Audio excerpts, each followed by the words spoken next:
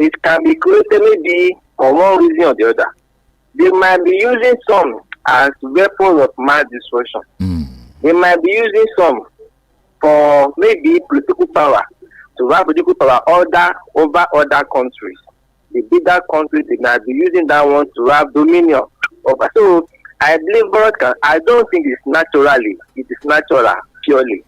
Some artificial, why some can come naturally. Now, let me really go to the one that we talk about, because Babalai Mohammed continues to be seeing all these things. When they talk about massacre without bodies. Critique Lai Mohammed, read his book. Perhaps you have a broader understanding of his argument. But some would say, I will not read it. Never. Somebody said, never. I will not read it. As if we were fighting. What can you? Never. The way the never is in capital letter, never. You must read it, whether you like it or not. You must read it. You must read it. I will give you the book free of charge. You must read it. You must read it. NSAS. There was no massacre at Lekki Toll Gate. Few events in Nigerian history remain as contested as the NSAS protest of 2020. In this conversation, Lai Mohammed, Nigeria's Minister of Information between 2015 and 2023, an author of headlines and sound bites, media moments that defined an administration, returns to the night that shook the nation, the event at the Lekki Toll Gate. Lai Mohammed offers a firm defense of the federal government's position, insisting that the Nigerian army did not massacre peaceful protesters. Drawing from his time at the center of power, Mohammed reflects on how the administration interpreted intelligence, managed public communication, and responded to global outrage as narratives of state violence spread locally and internationally. Lai Mohammed, Minister of Information 2015 to 2023, is on State Affairs.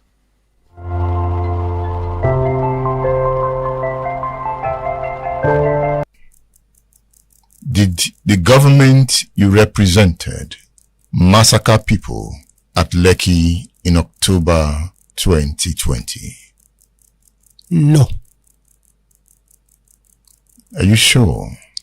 Mr. Obilo, no. The soldiers not kill protesters? Mr. Obilo, no. At Lekki Toll Gate? Mr. Obilo, no.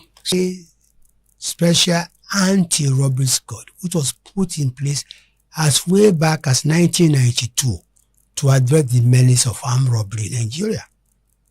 Over time, there were complaints that they were getting more and more brutal. So, this young man started a peaceful protest to scrap answers. And I remember they gave one that all those who were detained during the protest should be freed. Who gave these conditions? The answers. There was no leadership. Oh, no, of course, they knew how to reach government. So who were those that reached out to you? When you listed the conditions in your book, I began to ask myself, who were those who?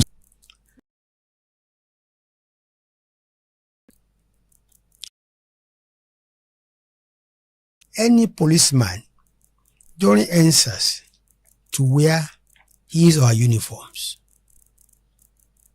Small fact, 37 policemen lost their lives to answers in very gruesome circumstances. Sad. 6 soldiers lost their lives in very gruesome circumstances. But 145 police stations were destroyed was set ablaze.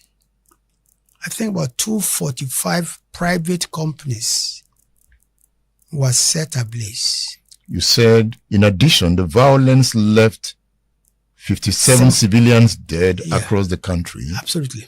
269 private and corporate facilities burnt, looted, vandalized. 243 government facilities burnt, vandalized, and 81 government warehouses looted. Yes.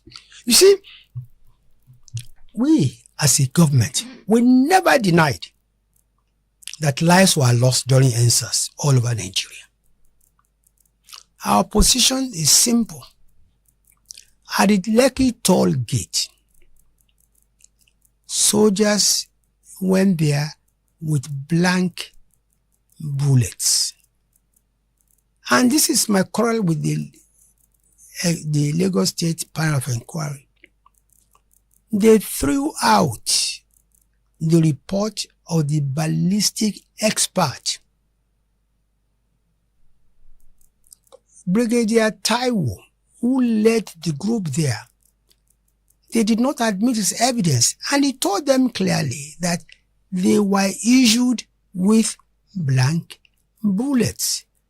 The ballistic expert said, look, high velocity grade bullet, the mark it will make on a body is different from these people you have brought it here. The same thing with, I think, Dr. Obafunwa, Professor Obafunwa.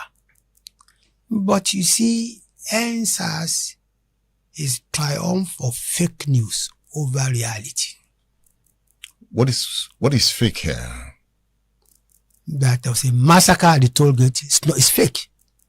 The soldiers went there with blank bullets and they shot in the air. According to, you see, the difference between me and those I also that I have information from the source. And many of them came for this panel and they gave their testimony.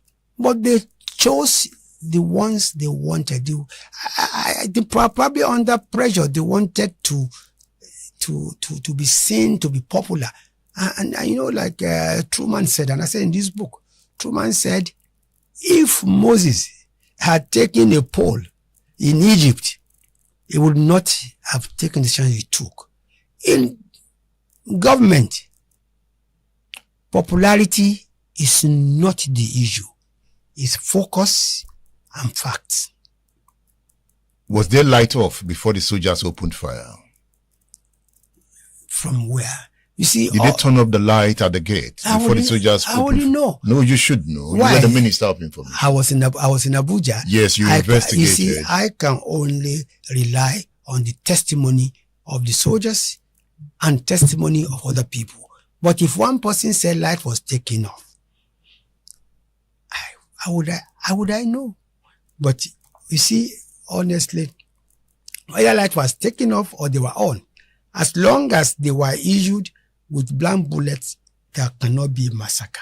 That's my position. And let me tell you again, Mr. Obilo, 5 years on, has anybody come to say my son or my daughter went to the toll gate and he didn't come back? Well, you saw the names that were listed in the panel report. And you also... You don't believe that panel report? Did you see my response to the panel report? Yes, I saw your response in the book. You took that report to the cleaners. Yes, you know why? Because they were not thorough.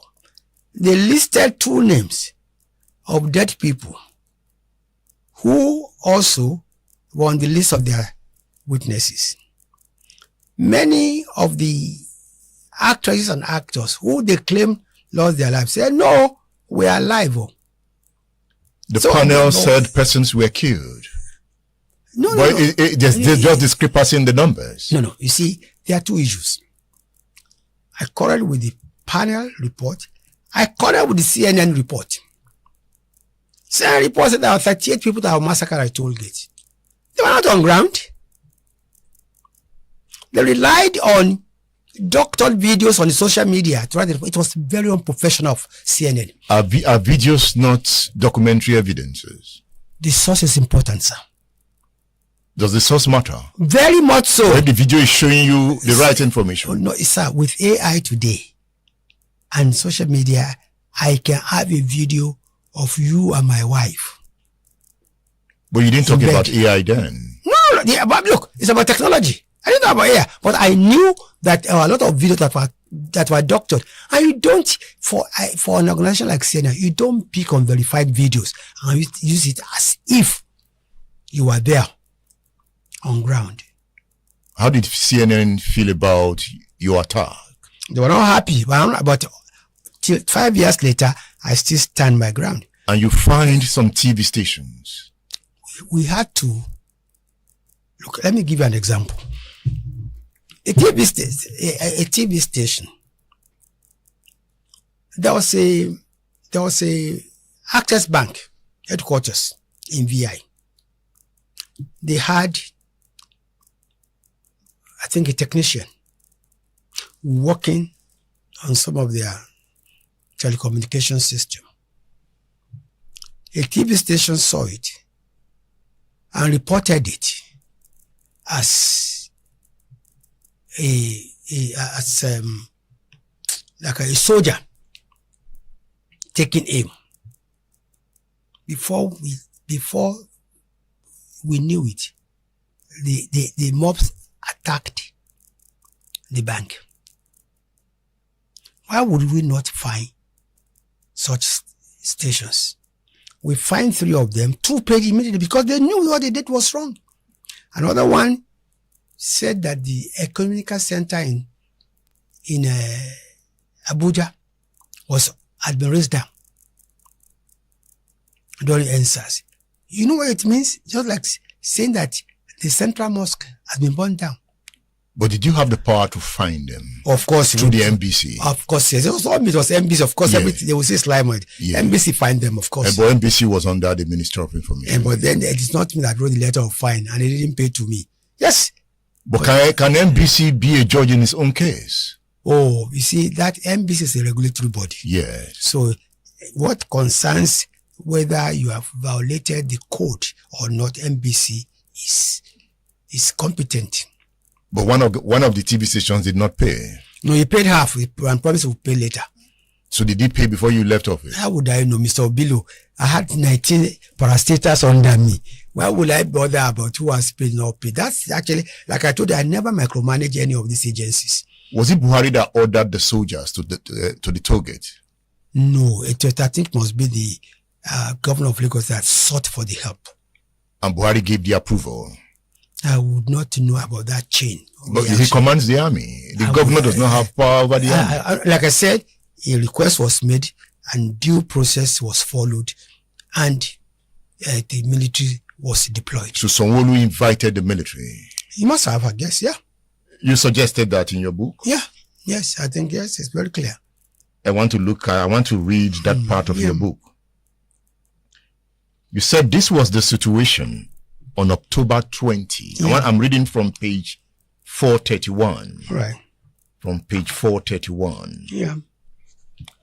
I'm reading from Lai Mohammed's book, Headlines and Sound Bites, Media Moment That Defined an Administration. Yeah. On the last paragraph of page 431, you write, this was the situation on October 20, 2020, when Governor Babajide Sanwo-Olu of Lagos State, the epicenter of the protest, imposed a 24-hour curfew to curtail the escalating violence. That evening, soldiers deployed to the Lekki toll gate in the city dispersed the protesters by firing blank bullets in the air. I was in touch with the Chief of Defense Staff and confirmed that the soldiers went there with blank bullets. So, who ordered the soldiers to the toll gate?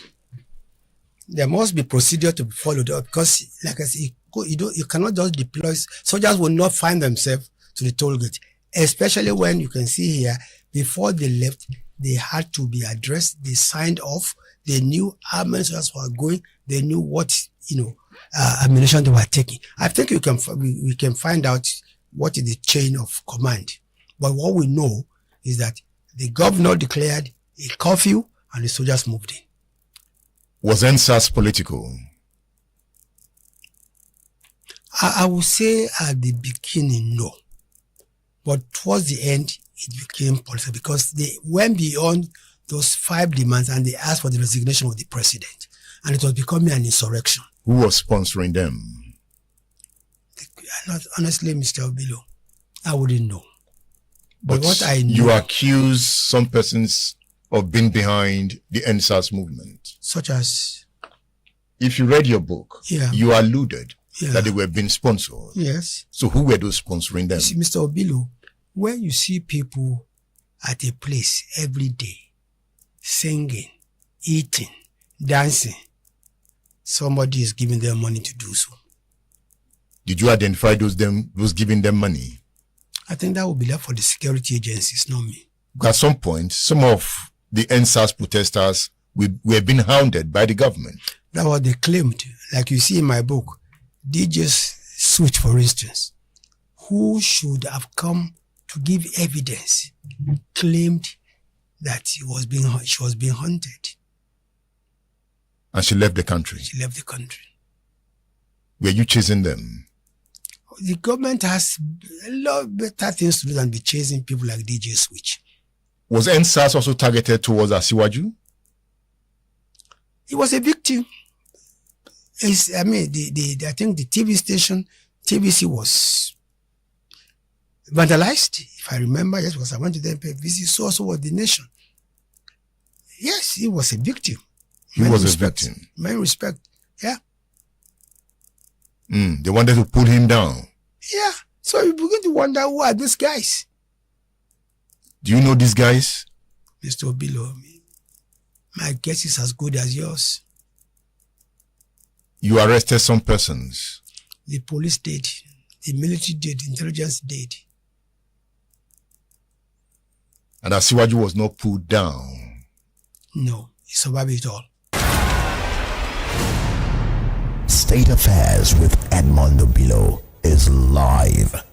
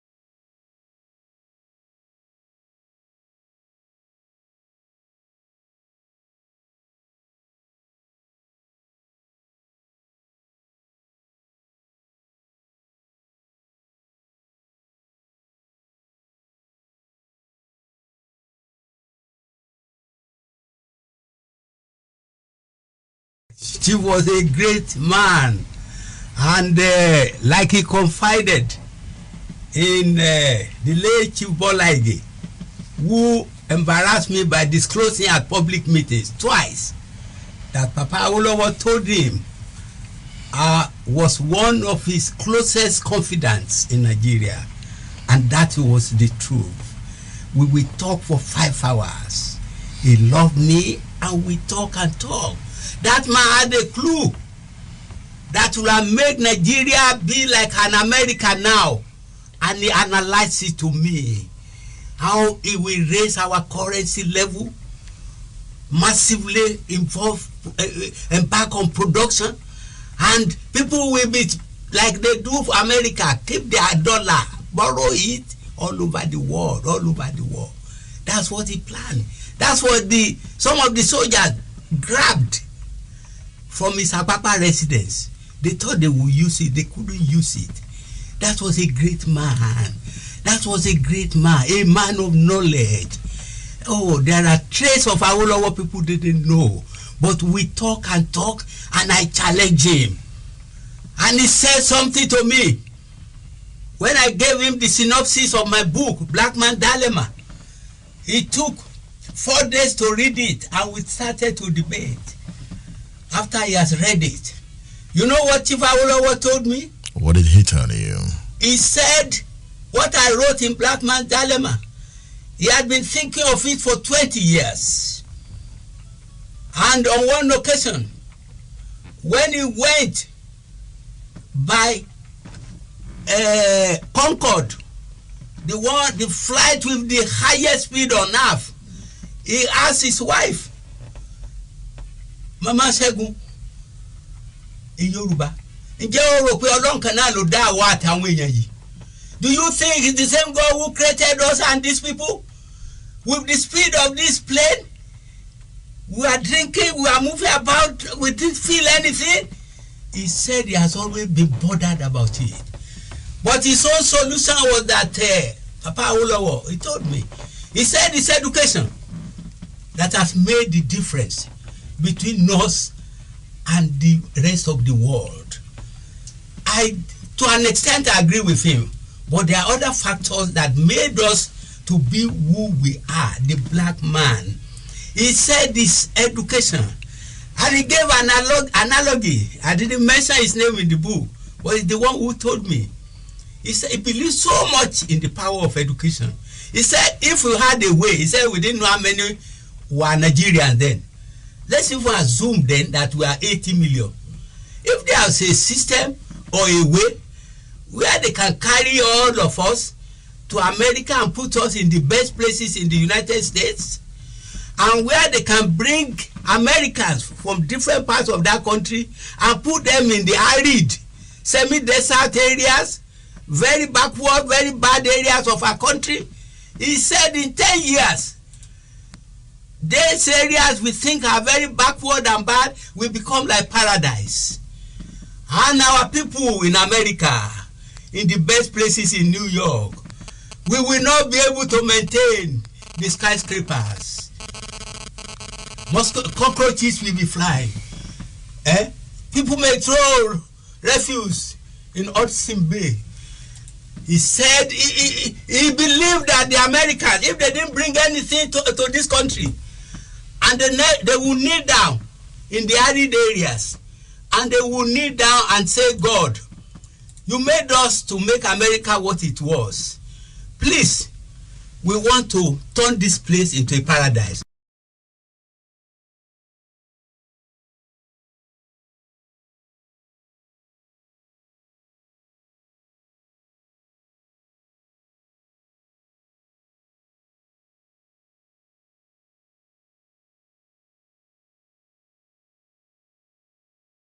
Welcome back. Dr. Festus Adedayo is my guest on Voices. Voices is the state of the nation. This pervasive hold of hegemony on the thought process of the people, yes, is it in the interest of society? I told you it could be negative, it could be positive. The Western region was lucky because the pervasive hold on the mental process of the people eventually translated into positive development for them. Don't forget Operation Waitier. Yes. The Tribune was an instrument. Yes, I think the Tribune was also a counter-hegemonic force. As I told you earlier, Akintola was also, leading a political group of its own. It was using the Daily Sketch. And, of course, there was hegemonic battle and counter-hegemonic battle. Ultimately, you will say that it was not desirable for Yoruba land. But at the end of the day, I'm looking at the output for Yoruba people. Perhaps we could have gone further than this if the battle was not as intense.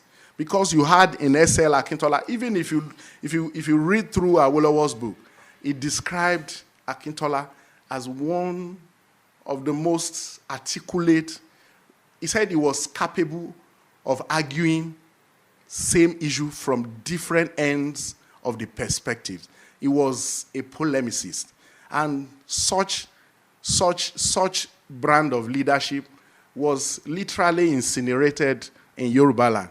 If somebody like Awolowo had worked hand in hand with S.L. Akintola, the F.R.A. Williams, the Akinola Maja, the Shoni Barres, S.O. Gbadamosi, and all that. I'm sure the Southwest would have been far better than this. But from what I can get from your work here, what these men did was to use the media to control self-presentation and manage visibility. Yes. It was in their own advantage. Yes, I think it started off by, presenting as their advantage.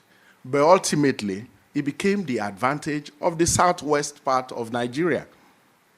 But it divided the Southwest. It divided the Yoruba nation. It divided Yoruba nation. And indeed, some scholars have said that, don't forget that 1962 to 1966, which I brand as a chapter in my work as a year of political turmoil, was the year that the bulk of this chaos actually happened.